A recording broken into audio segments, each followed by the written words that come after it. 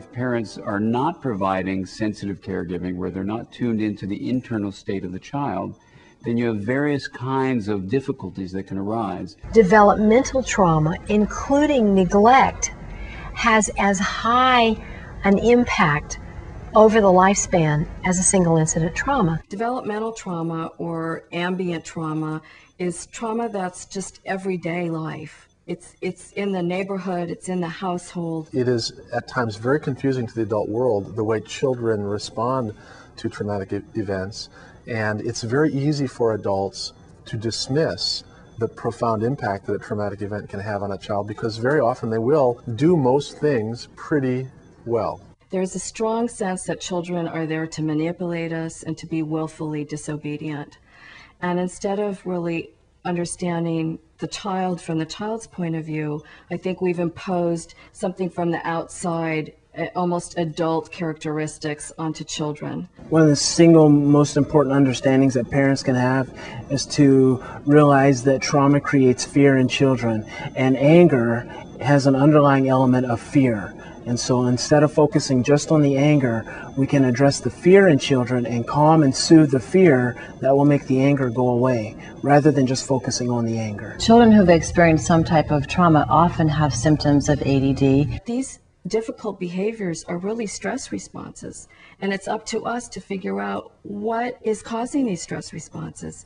And there's several different pathways that they can show us that they're distressed. The first stress response is a hypersensitive, hyperreactive stress response.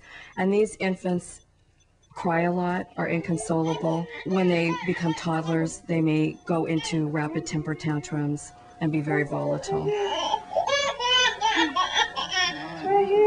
A second stress response are infants who are hypervigilant. These infants will have very wide eyes and will be very vigilantly looking, and you can see that there's an anxiety in their muscle tone and in how they carry themselves, and that they're scanning the environment. A toddler may be overly clingy or overly withdrawn. A third stress response would be very shut down and tuned out.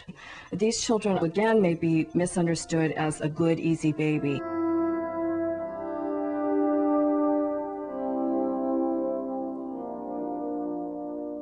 There are equal number of children who are too good, too quiet, withdrawn, who demonstrate the cool side, the shutdown, the frozen side of trauma. Most teachers, most educators at this point still don't recognize those kids, and they often become as problematic or more problematic than the more obviously upset kid.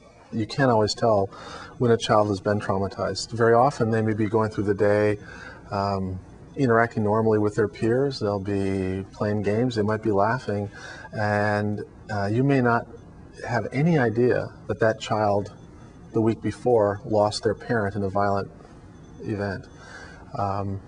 However, if you follow that child long enough, what you'll find is that under the smallest challenge, they'll unravel and they'll unwind. And it's not always predictable. They may handle one situation very well and then completely collapse in something that seems pretty minor.